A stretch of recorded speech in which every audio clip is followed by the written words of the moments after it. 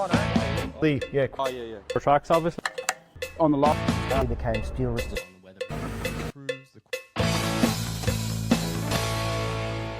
Welcome to the Earthworks Hub podcast, where we connect everyone in the earth-moving industry.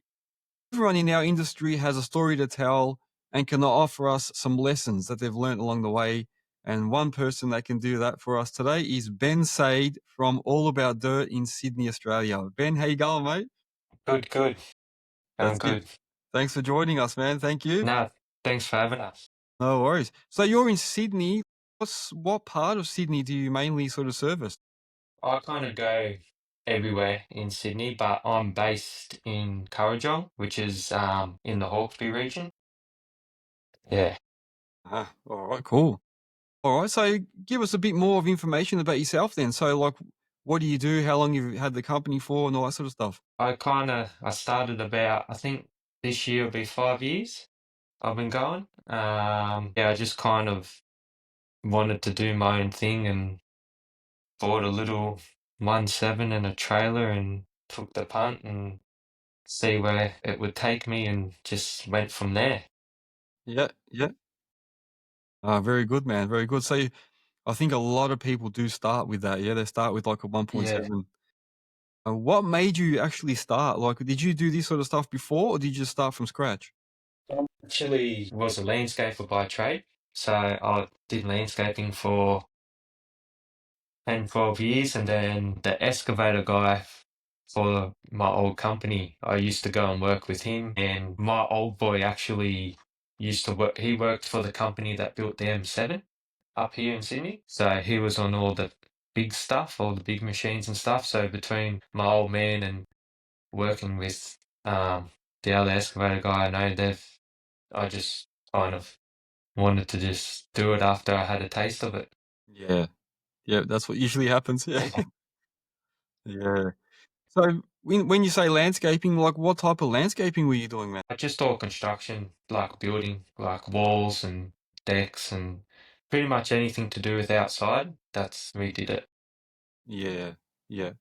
All right. So what did you do? So you just went out and bought the machine and started working, or did you actually like have something lined up? So No, how did that go? actually, no, I just like worked and saved to buy the machine and a trailer. And then once I bought it, I just started advertising everywhere. And then I've actually got a few mates who are plumbers, sparkies, carpenters, and all the rest of it. So I just I still worked with my old company and then a couple mates who are excavator guys and stuff on the side to kind of fill in my days because obviously I didn't have full weeks to get going. And then it just kind of went from there. I just kind of couple days here, couple days there, and slowly just built up the work to where I was having full weeks of work. And yeah, it took a while, obviously. It didn't just happen in the first 6 months, but I got there in the end, and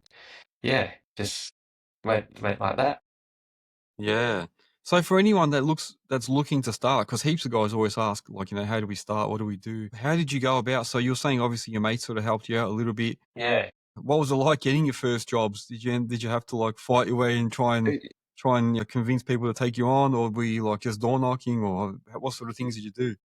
Yeah, I was actually pretty fortunate. A couple mates of mine had a big project going at just like maybe the first 4, 6 months I'd started. One of my mates had a real tight access job in the city, and I was there for about almost a month.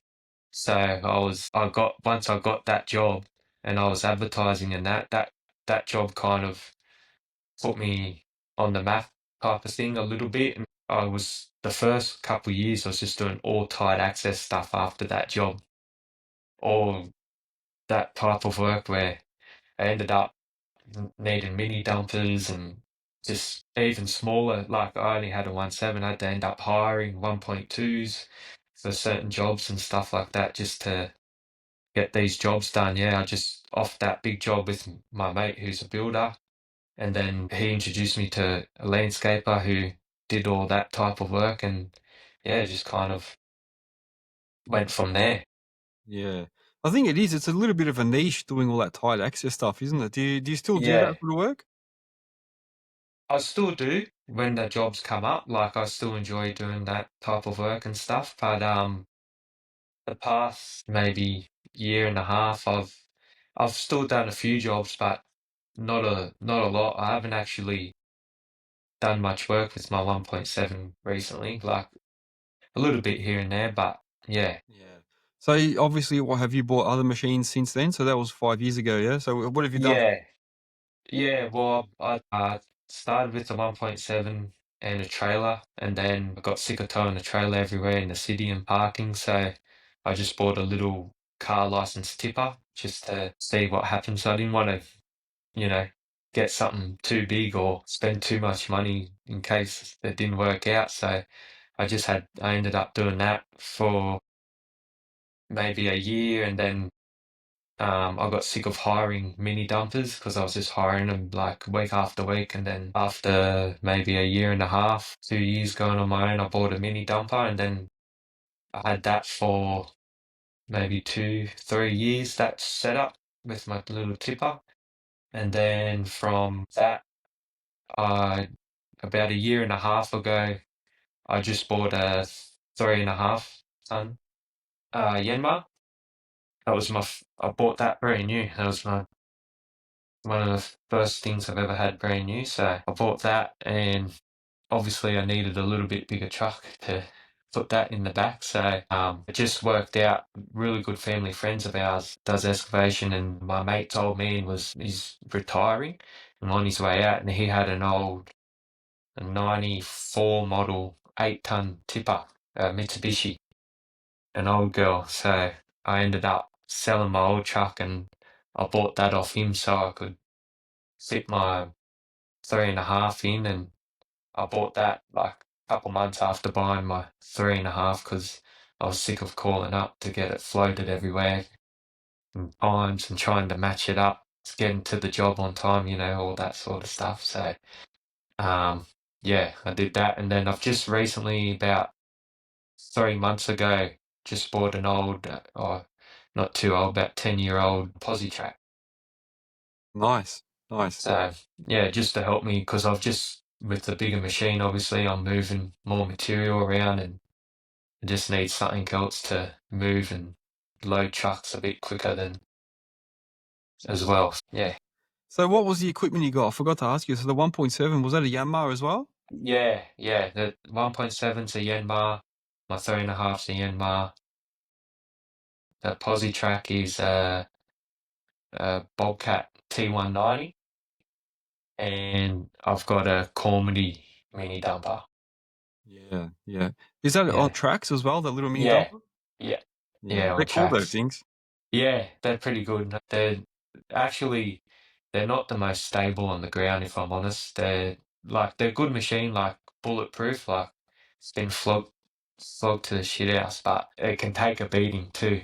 It can Yeah. take a beating, but yeah, they're actually like, you got to be careful when you're on angles and stuff with them because they can roll real easy. They have a real narrow, obviously, stance, so Yeah.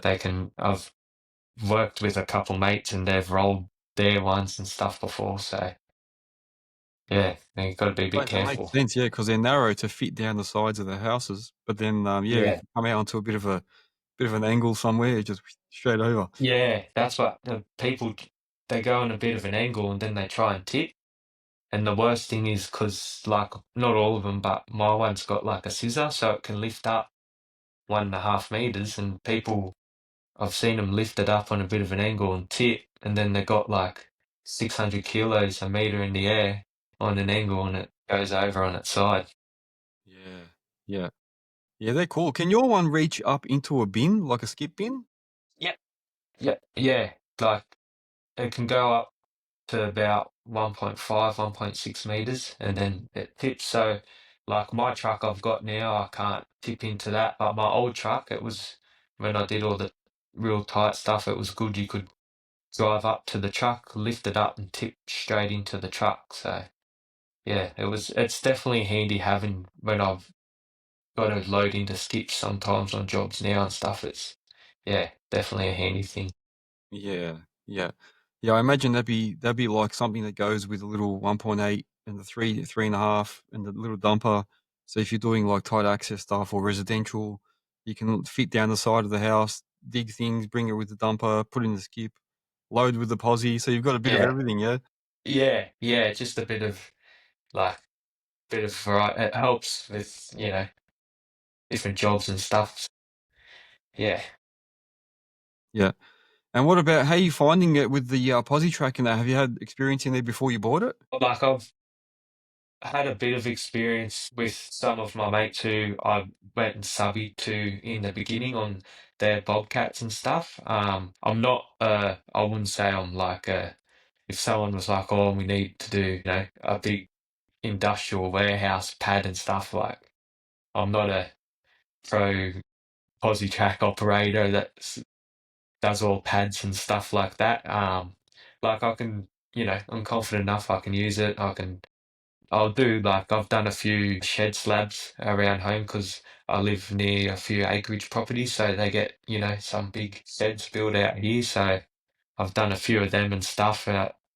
Just and working on a few farms and that. I've done a few like turning bay areas for people with their trucks and whatnot. But yeah, I've definitely since having it, it's been awesome just being able to get in and get a bit more use into it and stuff like that. So, and I've got the old school controls with the foot and hand because that's what I learnt.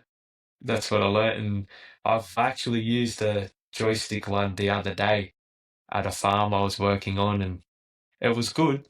Like, but it took me like it was about maybe 20 minutes. I was a bit screwy before I got the swing of it again. But yeah, now I learnt the old school way, and I feel more comfortable doing it with Yeah. the foot and hand controls. Yeah. Everyone's got their own opinions, I suppose, like there's guys that Yeah, are real hardcore, has to be hand and foot controls. You got other guys going yeah, only. Yeah, it's a bit yeah. funny. No, yeah, I don't mind a bit of both, but I learnt the old way, and that's just what I prefer. That's all. Yeah, yeah, you learn to stick with it. Yeah. Yeah. Yeah, that's it. So which one out of all the stuff that you've got, what's like your favorite machine to operate? Probably my 3.5, because I suppose it helps that it's still a pretty new machine. So it's only a year and a half old. So it's just smooth and really nice to use. I enjoy being on that every day. Yeah. Is that a closed cab one or open cab? Nah, it's an open cab. Yeah. Yeah, I almost got the closed cab, but it's just because I do so much, like all my work's residential, just having the ability to take the canopy off to get through garages and stuff is, I've done so many jobs already where I've done that and been able to do like big dig outs out of people's backyards. Definitely, like otherwise I wouldn't have been able to do the job. So I would have had to try find more work where I've been able to get a bit more work in that sense. Yeah, yeah. That was my thing when I was buying the 5 ton, 3 to 5 ton range excavators. I always had this thing in the back of my head. I have to get an open cab to be versatile, so I can take the roof off and go in. And then a lot of guys were like, "Oh, you're gonna hate it." And then what if you don't get that type of work anymore? And then I didn't do it. I ended up just going and getting all closed cabs. But Yeah. there were a lot of times where I didn't take jobs on because I couldn't get in there. And I was thinking, Yeah. I just had that. I could have opened up the opportunities. But then I was like, is it going to be cold all the time? Is it going to be too hot? How do you find it in winter and stuff? Yeah, it's definitely like because it's starting to get cold now, so especially because where I live is a bit up the mountains, so it's I've got a few local jobs and it's like it's already like I wake up in the morning, we're already down to like 3 degrees and we'll get down to zero like on the cold days. So yeah, it's definitely she's the old fingertips are a bit numb some days, but yeah, it's like they're the days obviously be handy if it was had a bit of aircon right now, but Yeah. yeah, I just rug up and just get into it and just try not think about it.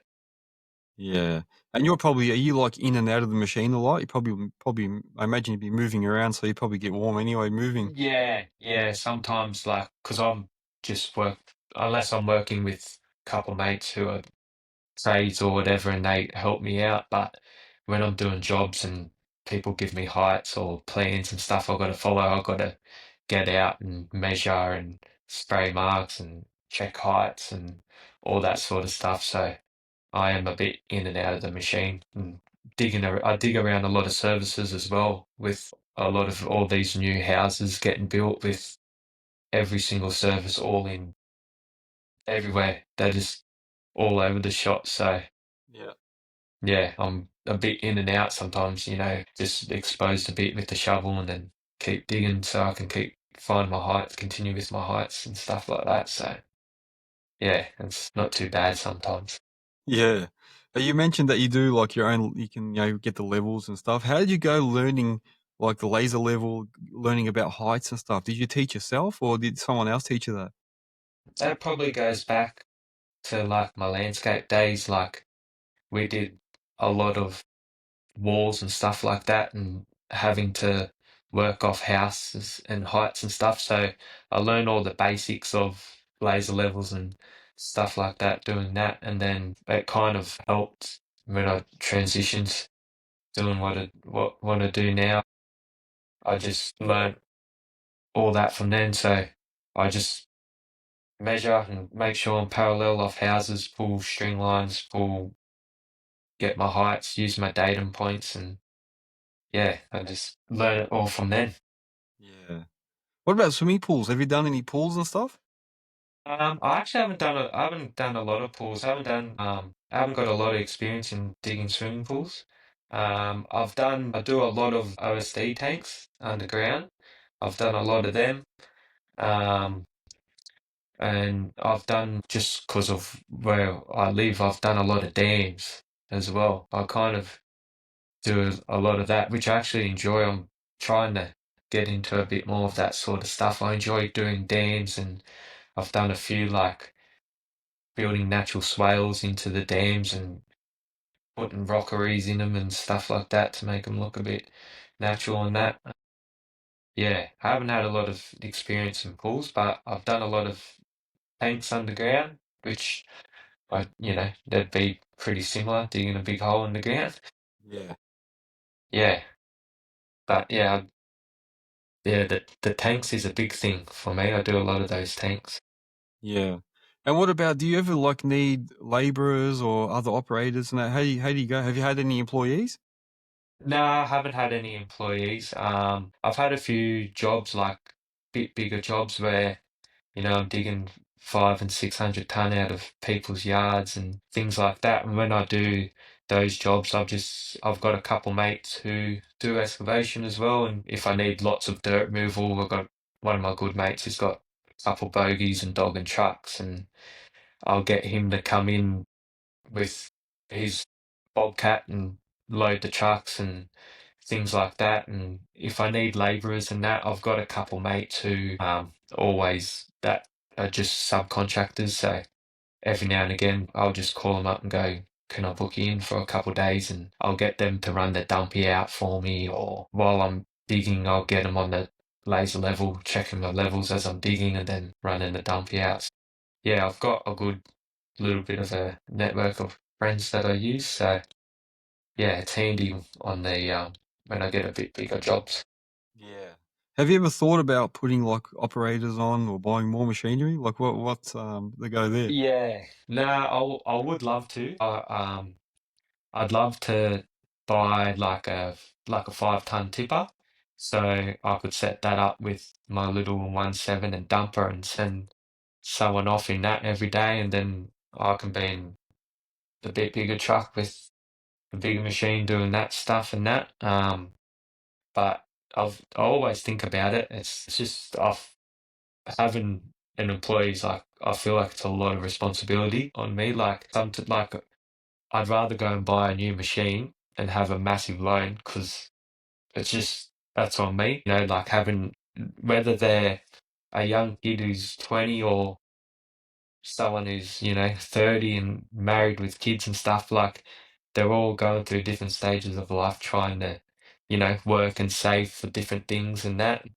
It's just making sure that I've got enough work for them. I can pay them every week. It's a massive responsibility, and I'd love to do it, hopefully one day. But with the way work's been lately, like I've actually just the past couple of weeks I've picked up quite a bit, and the next couple of weeks I'm a bit busy, but with all that rain we had and it was a little bit quiet, those are the times where it's like, you get a bit worried about it all, which, there's plenty of blokes who are in that position. But yeah, hopefully one day that's something I can work towards.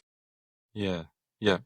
No, that's it, man. It is. And look, I think employees is a hot topic always amongst all my podcasts. And I think everyone has the same issues, thinks of it Yeah, the same way, big responsibilities. Sometimes it works out, sometimes it doesn't work out.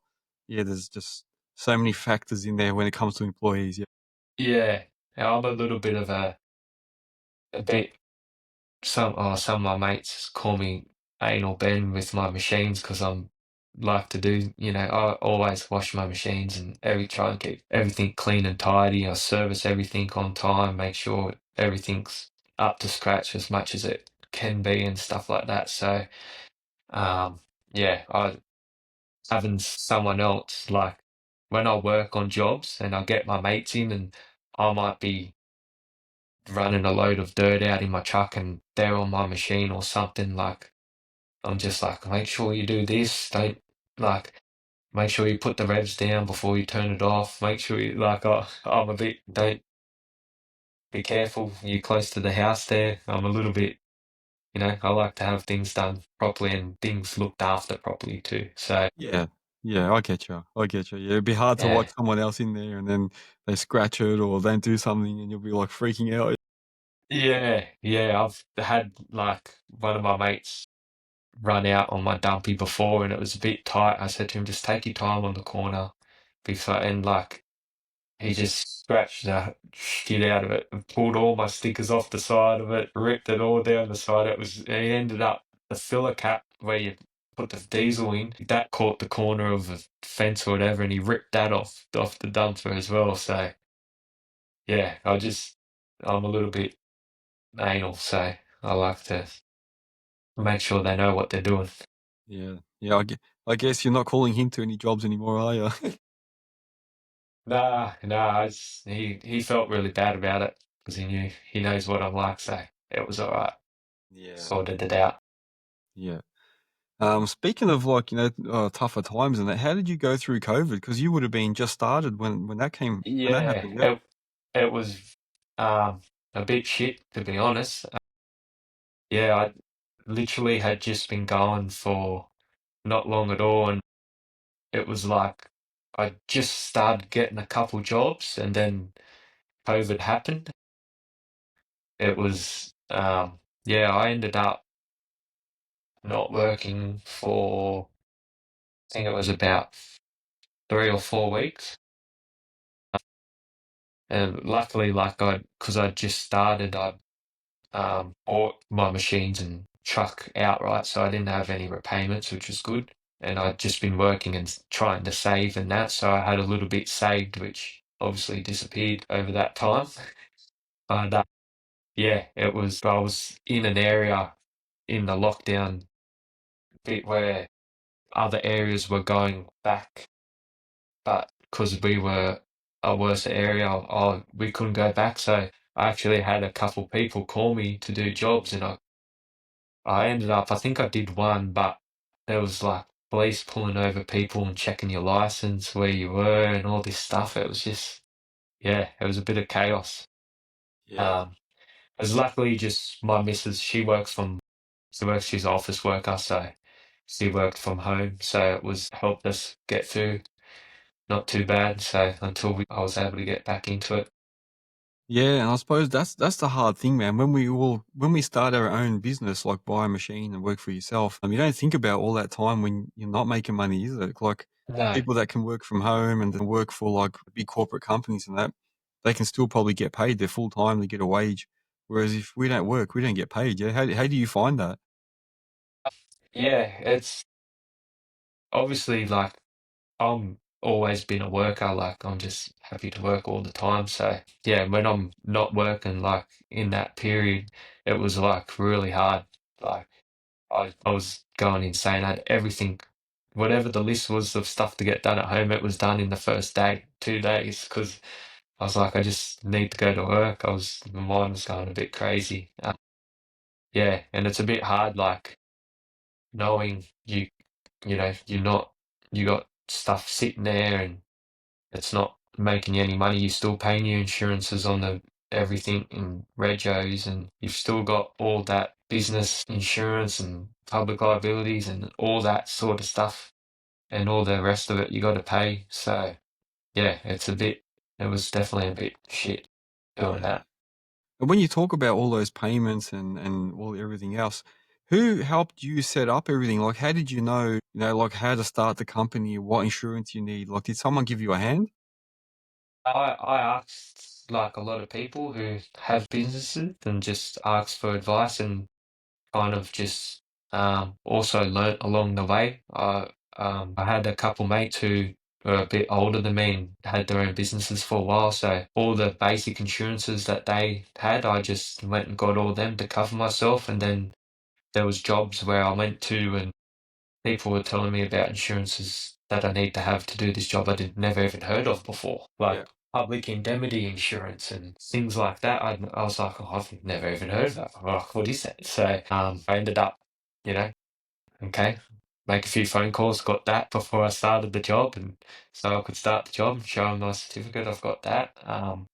Yeah, I just asked a lot of questions. Asked people all the time. Even still now, I still ask people like, what what what do you have for this? Do you have this? Like, do you have these things and stuff like that? And also, it depends on like the type of work you do. Like, obviously, if you're working in some of the big commercial jobs, you need a bit bigger coverages for different things and whatnot. So yeah, I just always ask. There's never a wrong question to ask. You don't know what you don't know, and you just got to ask. That's right. Yeah. You're better off to just ask and if and take the risk of sounding silly, but it's better to ask than to be silly when you don't have the insurance and something happens. Then it's even worse. Yeah. Yeah, that's right. Yeah, I always just doesn't hurt to ask. Yeah, yeah. No, that's true. Because I suppose a lot of people wouldn't know. Like, yeah, I was the same as you when I started. I didn't know you had to have, work cover insurance, public liability, Yeah. all the vehicle stuff, all the ticketing. And then I started asking people, and then everyone had different opinions. Oh, you need 10,000 liability. No, you need 20,000. Then you need a trust. You need Yeah. this, and I was like, what the hell? And I was just picking it up as I went. Yeah, so that's what happens. I just kept asking everyone, what have you got? What do you do? Yeah, that's right. Yeah, I just did the exact same. Just still doing it now because one of my mates is a landscaper. He does a few commercial jobs here and there, and I've done a few jobs with him, and they've asked me for a few insurances. I'm like, oh yeah, no, I do have that one from another job. I remember because I had to have it. So yeah, it's just one of those things. I try and learn as much as I can, get as much as I can, but there's always something to learn along the way. Yeah. Yeah, exactly, exactly.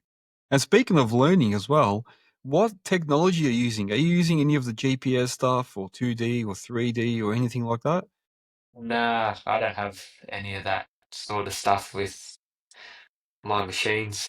Love to get something one day, maybe. I don't have a lot of experience with the GPS systems.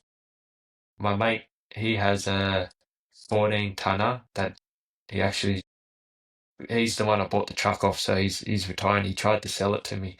Uh, he had it in that, and I used that a few times, and it's really cool stuff doing all that, the setting all your grades and heights and stuff with like that.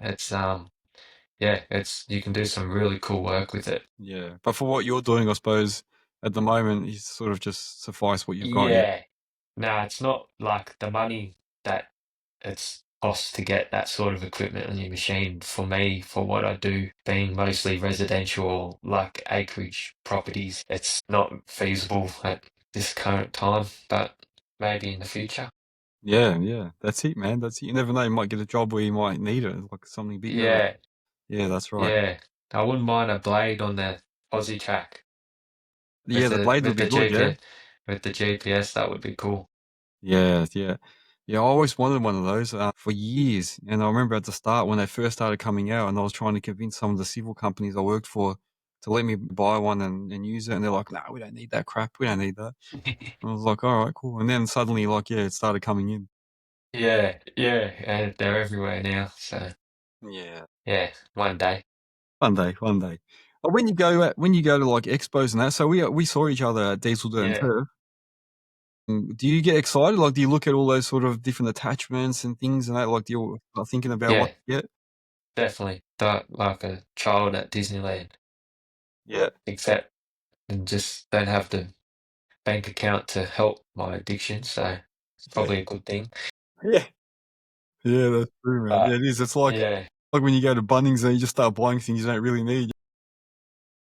yeah, I love going every year. I love going and seeing all the latest and best stuff and all the attachments. And I've always got a list that I go to all the different suppliers and get prices every year. And I might buy one thing this year and another thing the next year or whatever. But yeah, I thoroughly enjoyed going there. This year was really good. I reckon this was one of the best years to date. I reckon is There you go. what they had there. Yeah, it was Yeah, really no, they good. did. Had good variety. Yeah, even the weather wasn't the best, and it still was alright. Still pretty good. Yeah. Yeah, no, I enjoyed it this year. It was really good. Yeah, yeah. Something I forgot to ask. I'm just going to go back a bit. How do you work out, or how did you work out what to charge people? You know, like, do you do a lot of hourly stuff, or is it all on like set rate, set pricing? I do a bit of hourly here and there. Like I got a couple plumbers that I do a bit of trenching for, and they just only want me on hourly. So it's pays the bills. So that's all right. But I most of my jobs I just do like a day rate and like a tipping rate. Yeah, I just do that, and I find I can earn a little bit better out of the day rates. Like even if you're working 8 to 10 hours, like as a standard day, like I find that definitely earn a little bit more than hourly. Obviously, you're just getting paid for what you're working, and but you're still making money, but um, you can sometimes get that little bit extra in. For me, anyway, for what I do, I find you can get that little bit extra in the day rate. Yeah, yeah. And what about your 1.7? So you're saying you don't really use it as much. Have you ever considered like dry hiring it while you're not using it? Yeah, I actually about 2, 3 weeks ago, I had this conversation with a mate of mine, and I said to him, I'm just getting to that stage where uh, having an employee out in the machines would be perfect, so I can keep the track spinning. Um, yeah, it's one of those things where, because I asked him, I said to him, I've got more machines than my bum can sit in at once, so I need to try and get him moving. And he understood where I was coming from because he was at that stage. He's got a few employees now and stuff like that, and he did that, and his experience was like, just don't do it Yeah. because people just don't. No one's going to look after it the way you look after it at the end of the day. That's just blatant fact. Yeah. You might get the odd person here and there, but it's very rare. I've thought about it because, like, most weeks I've only got two machines going, maybe three. So I've always got one at home during the week. So, I have thought about it, but like my mate said he was spending thousands fixing them all the time. So I've thought about it, but yeah, I don't know. If desperate times come, well, you do whatever you got to do to get through. At the moment, if I don't have to at the moment, so I'm just gonna keep going, and hopefully I don't. Yeah, it is. It's tough. I had to make those choices too because at one stage I had like I don't know 8 or 9 machines, and then like you say, when I didn't have enough operators, it might be like 2 or 3 weeks that a machine's just sitting there. And I'm thinking, man, that's dead money. Like I need to make some money, so I'd go and start like putting them up for dry hire, and then I used to be cursing when they get scratched. And Yeah, then, yeah, I suppose in the end, I just had to realize that You know, after the first scratch, I was like, oh, stuff it, man. That's it. Oh, it is what it is. Yeah. You know, and I had to let go. I had to just draw that line between, Yeah, you know, like you can't be too tied up to it. Like it's a yeah, machine. It's a yeah. business. Just go, man. Yeah. That's yeah. One of my mates I do a bit of work with. He's like he's a carpenter. He's like Benny. He's like your machine's like my hammer. You can't be that precious with it. Okay, it's a tool for work. I'm like yes, slightly different price to a hammer. Yes, definitely, definitely, man, definitely. Yeah, good. It's a good thing to consider, though. Anyway, yeah, because I had a. Yeah, What I did definitely. was I developed when I had the 1.7. I developed a good relationship with some plumbers, similar to you, and used to dig for them with the 5 tonner, and then sometimes they'd say, "Oh, we need the 1.7," and I'd say, "Oh, I'm too busy," and then they'd say, "Oh, can we just rent it?" And then they started renting, and then they started renting it more often, Yeah, and because they were good, they used to bring it back like pretty clean, and I used to say, "Oh," so then I'd only give it just to them. You know what I mean? So and you find someone like that, that's probably a good thing. yeah, yeah. If anyone like that, someone I knew that I could trust and stuff, I would. So yeah, I'll see how we go. Yeah, that's it, man. That's it. Um, what about if you couldn't do this? This is a question I ask everyone. Just say you couldn't do excavating anymore, or something happened. What else do you reckon you'd be doing? What any other type of job? I would probably, it's what I wanted to do when I was young, is I wanted to be a mechanic. My old man's a mechanic, so he's been a mechanic like, I don't know, 30, 40 years now. So, yeah, always wanted to be a mechanic, like be a diesel mechanic and um, work on machines and open my own shop and um, mechanic for like full drives and doing all those types of engines and like an accessory store as well. I think I'm a bit of a rev head. Like I love cars and engines, and obviously with my dad being a mechanic, I grew up in the garage, working on Geminis and Tiranas and Yeah. Monares, you name it. I've Did you done say them all. Tirana? Yeah, there's one there. Yeah, yeah, Yeah. yeah. That's it, So man. yeah, that's a dream car one day. I'd love to buy an old Tirana.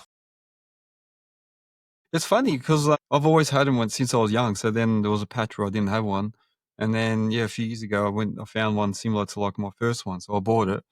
And then I thought I'd be like doing all this stuff to it. And now I just don't get time. I don't get time to sit in there. I don't get time to go. Then when we do go, the kids are like, "Oh, Dad, it's too bouncy. It's too hot, too cold." You know, and I'm like, "Oh, then I'm just gonna get rid of it." So I tried selling it recently, and it's not selling. Nothing's selling. All the old stuffs, all the cars and have dropped. Everything's dropped a bit. Yeah, because I always look every night. I'm looking at car sales or marketplace, whatever. Yeah, And yeah, I can't believe how cheap some of the old cars are. Like a couple of years ago, they were like 50, 100 grand more than what some of them are even selling now. Some people must be a bit desperate or whatever. But yeah, yeah, there's definitely, if you got a bit of coin, now's the time to buy. yeah. Exactly, exactly. Yeah. And I think that also goes with properties and that too, man. Like at the moment, everything's like come down a little bit. Yeah, definitely. Yeah, yeah. Where do you see yourself going in the next 5 years, you say? So where do you see the business heading? Um, I don't know. Haven't really thought about it properly. Yeah, I've got like a few goals that I would like to do. I'd like to um having a truck as old as I have. I'm 32 years old, I think my truck is. So I'd really like to get something from the first century, something a bit newer. I'd like to get that's my next goal. I'd just like to get something a bit newer, a bit more um comfortable. Driving, that's my office every day, you know what I mean? So I do a lot of driving. I work all over Sydney. Like some days it can be an hour and a half in the morning, 2 hours in the afternoons. Plus, if I'm running loads during the days, spend a lot of time in my trucks. That's my next goal. I'd like to get a bit nicer truck, and I want to try and buy a tag trailer. I'd like to get that because so I can go to the machines or like if I've almost finished a job and I need one load to take away, I can put the machine on the back and the dirt in and I'm out. I don't have to go back and forth again. Then maybe in a couple of years, obviously see where we're at, but I'd like to buy a 5.5. That would be pretty good for the work that I do from my little 1.7 to a 5.5. That would be a good range of machines for me because I can use the 5.5 in the little bit like the smaller works of the bigger stuff, if that makes sense. Yeah. Yeah, I'd like to get by a 5.5, so I can do that and yeah, just see where the work takes me. Good. Good. The 3.5, do you struggle to load a regular size tippers, with a sort of body? Unless it's a high side, I suppose. If it's a low. Yeah, the high side, I actually did a job a few months ago and my mate organised a couple bogies and one of them he had a massive bin on the back of it and I could load it. It was like almost pretty much full reach with the bucket curled all the way under. I had to get him to drop the airbag so I could load it a bit easier. But most all normal bogies and that I load pretty comfortably with the 3.5. The boom is quite long on it, so I actually had one of my mates come with his bogey yesterday, and he didn't even drop the airbags for me, and I loaded it pretty quick and easy. So yeah, it's pretty good. But I do so many jobs like now. Sometimes I do wish I bought a 5 Yeah. because I'm using that, and then just to have that little bit more reach and that little bit more lifting capacity. It's all doesn't matter what you do. There's Yeah. always gonna be more. You have an idea. Like I thought to myself like 2 years ago, I'll get a 3.5. That'll help me heaps. I'll get a Bobcat. I've gotten there. I'm like, oh, think I need 5.5 now. Yeah. Welcome. But Welcome to the earth moving world, man. Yeah. yeah, it just never ends. And Yeah. you What do can't they say? always have it all. Yeah, your first machine's never the right machine, man. That's always like you need something else. Yeah. It's always the way, and it's one of those things it's no point having it's if you got plenty of money and you can have it all, that's awesome. But there's no point having it all and it all sitting there as well. Yeah. Yeah. No, Yeah. that is true, man. That is true. So if you had to go back in time, or if somebody asked you like some advice on starting a business on their own, what would you say to someone? Like any advice you could give people? Just like you just gotta keep going. Just keep going at it. Like so many times, like even like myself still now, sometimes, even if you're busy and you got heaps of work and you're like pulling your hair out and you're just like, oh, just people are calling you and calling you, like, as you would know yourself, like, it's like Sunday night at 6 o'clock, people are like, oh, mate, can we do this? I'm like, and they just, but you just gotta, it's all part of it. You just gotta, whatever you feel, everyone that has a business is in the same boat. And when you talk to other people who are doing, not even doing what you're doing, just people who have their own businesses, they all have the same thing. So you just gotta just chew through it. Yeah. Exactly. Whatever it throws at you, just keep going because Yeah. it's just how it is. Especially like I've my truck. So I bought my first little car license tipper truck, and then before I had my 8 ton, I bought a little 5 ton tipper truck. I had that for a little bit. I bought that truck in about 3 months after having that truck.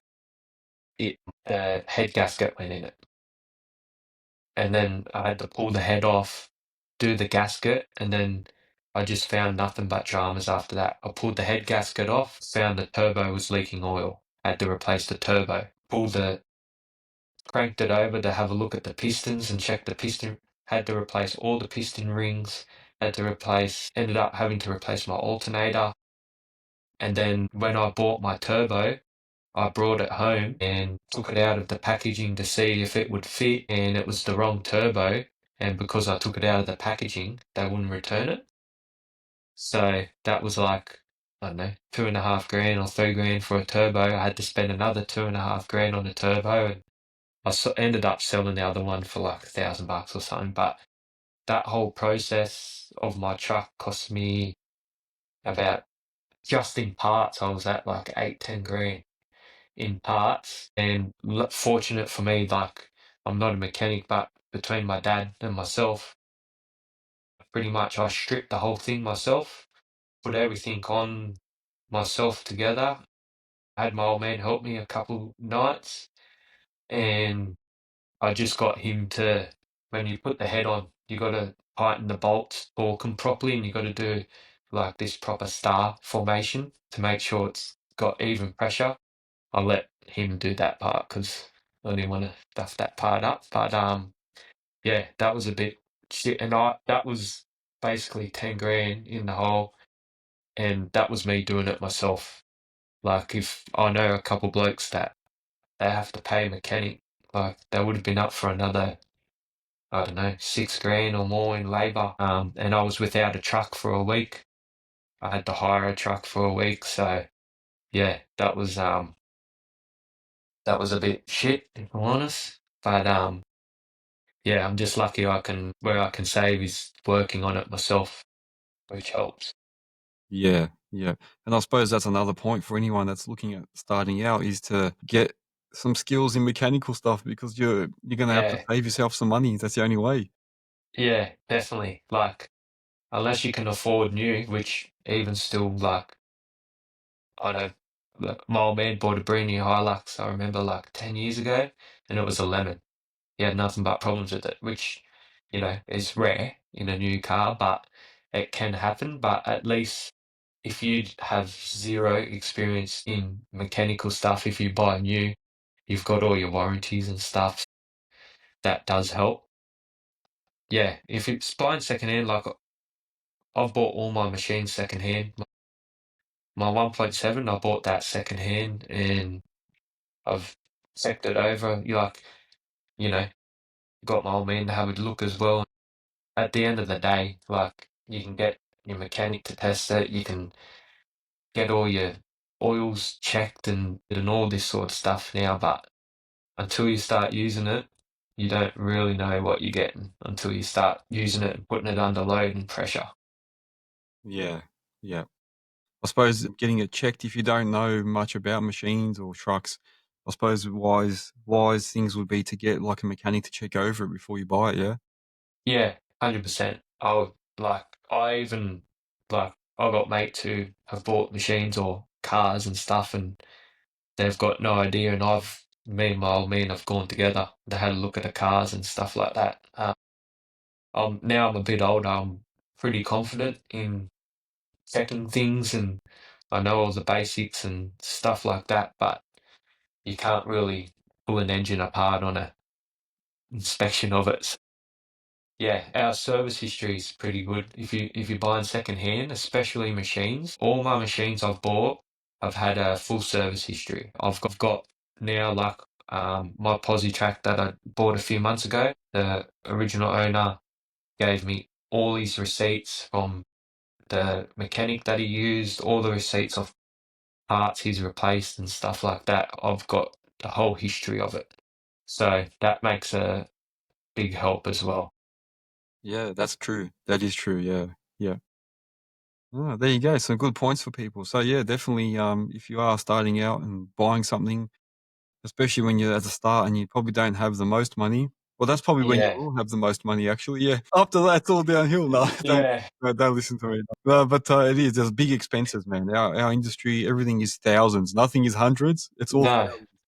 no, and that's definitely, like, you need to have a bit of a kitty for when things break or something, because, like, um, I let one of my mates borrow my dumper for a couple of weeks on a job. I didn't have any use for it. I was like, yeah, no worries. I trusted him, and he used it for like a week and pulled a track off it. And I saw this, like, splatters of oil everywhere. It was from the drive motor. So I put the track back on, cleaned it all up, checked it, didn't see any oil coming out. Thought all sweet. Then he used it for the week. I told him to keep an eye on it, and he reckoned it was all good. Got it back. There was all oil everywhere. So I ended up having to take the track off, pulled the drive motor off, and I pulled the drive motor apart, and all the rubber seals were all stuffed. So I thought, oh, it's all right. Couple $100, some seals. Replaced all the seals. Beautiful. Put it back together. About 3 months later, it's pissing oil again. So I called up Ormity, the dumpers, and yeah, the drive motors were apparently something that does go on them. There's a bit of a wear part apparently. So I ended up having to replace the drive motor. The drive motor is tiny on that. It's so fucking tiny. But what was it? I think it was 3,300 for a drive motor. And again, fortunately, I know how to swap it over, so I did it myself. But, if you don't know, you need to have a few grand for parts and a few more grand for labor if you need to pay someone. Yeah. And the downtime, like you say, the time that you can't use it. Yeah, that's right. And sitting there. Yeah, I was lucky. And also I was lucky they had that part in stock. They had a few of them. Sometimes if they don't have stock and you got to wait 2, 3 days or a week for it to come in, it's just all more time. Yeah. Yeah. Well, definitely a few good points there for anyone that's thinking about starting out on their own. Definitely a few good points there for them. Yeah, definitely Ah, have a bit of that. yeah, that's it. Always a bit of kiddie. Yeah, definitely. What about yourself? Have you got anything that you want to ask or anything you want to add? I've been watching your show and I've been following you for a good few years now. I enjoy what you're doing and stuff because it's good, like just hearing from other people. Like everyone, like sometimes I think like I'm doing things wrong. Like, why am I getting home at 8 o'clock every night? Like, what am I doing? And then something is broken, and then I'm in the shed till 10, 11 o'clock trying to fix it for the next day, so I'm ready to go. And so many things when I was especially like first starting out and things like that, and you see other blokes and everyone's all in the same boat.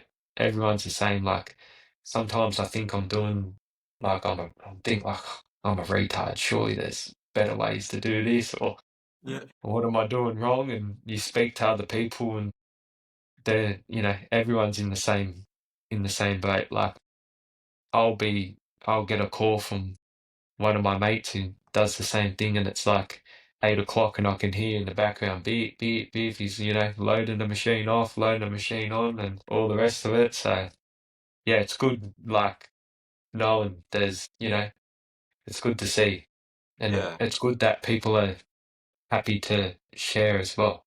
It's really good. It helps people more than what they think, I reckon. Yeah.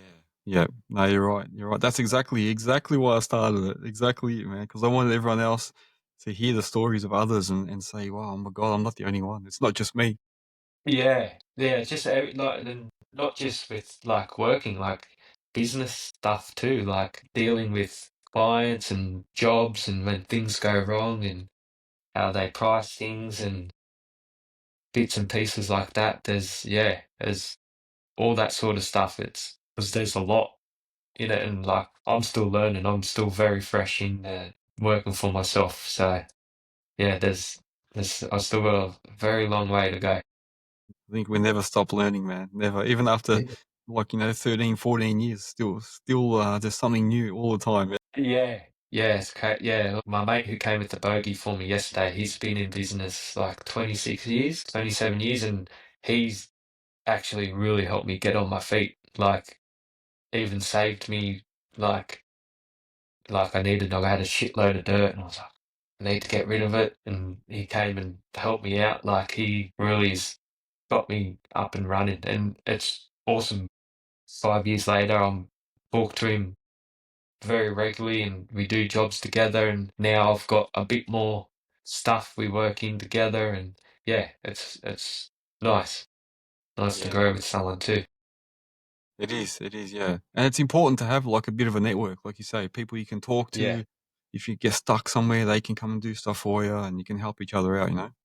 Yeah, yeah, 100%. You need like obviously takes a bit of time, but once you get a bit of a network of people, you get regular clients, trades calling you, and yeah, people, you help people out here and there, and people help you out when if you get a bit stuck, and if everyone helps each other, you get a lot further.